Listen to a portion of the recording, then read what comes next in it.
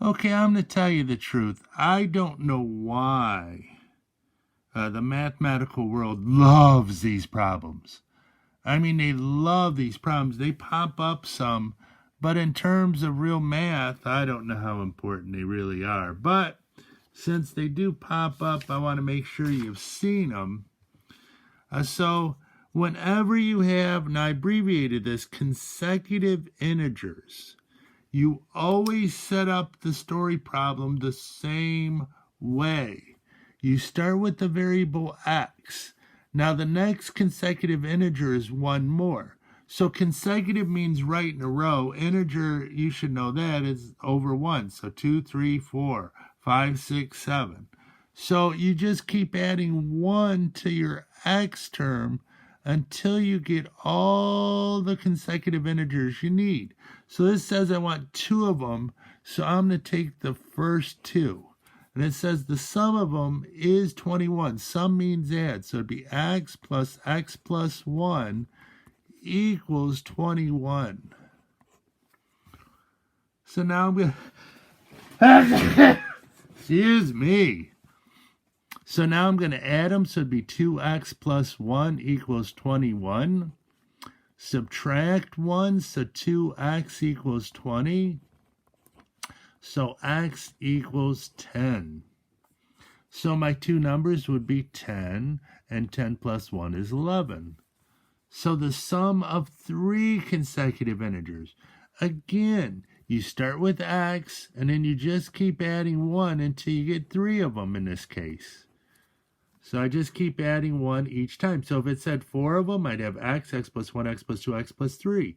If it said 7, it'd be x plus 1, x plus 2, x plus 3, x plus 4, x plus 5, x plus 6. And it says the sum, and I stayed with that today to get you used to these type of problems.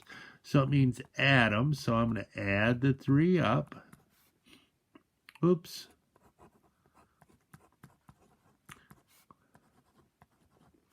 So I'd have 3x plus 3 equals 33. So I'm going to subtract 3. So 3x equals 30. So, well, we got 10 again. So x equals 10.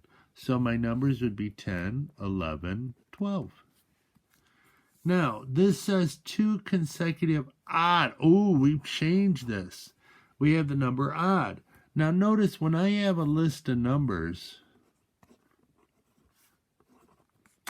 to get to the next odd, you have to, start with even. To get to the next odd, I have to add 2. To get to the next odd, I have to add 2 again.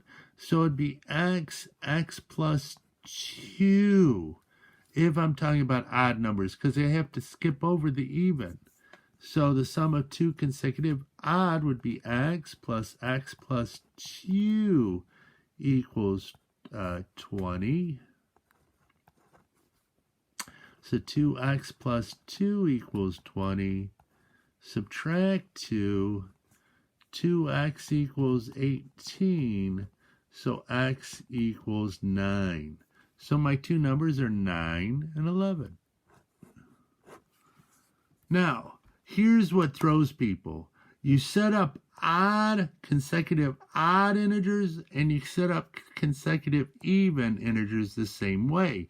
Because if I started an even number, I have to skip over the odd.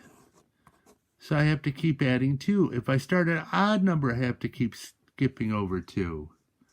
So I'd go x plus 2, x plus 4, always. So consecutive is always x plus 1, x plus 2, x plus 3 till you get the number you need. Consecutive odd or consecutive even, you keep adding 2. So it want 3, so it'd be x plus 2 plus x plus 4 equals 36. So I'd have 3x plus 6 equals 36. So subtract 6, I'd have 3x equals 30. Divide by 3, x equals 10. But I'm not quite done. So my first number is 10, 12, 14. So I add 2 to it, and then I add 4 to it. So right now, try this one. The sum of 3 consecutive odd integers is 21. See if you can figure that out. Then turn me back on. Well, as soon as it says consecutive odd or consecutive even, it's set up the same way. X plus 2, x plus 4. So it's the sum, so you add it, it's 3x plus 6 equals 21. So subtract 6, 3x equals 15. So x equals 5. So it'd be 5, 7, 9. Now there's some harder problems, but I think that's good enough for now. I kept with the sum to get you used to it. So consecutive integers is always x plus 1, x plus 2, x plus 3, x plus 4 till you have them all down that you need, the number you need. Consecutive odd or consecutive even are set up exactly the same way together.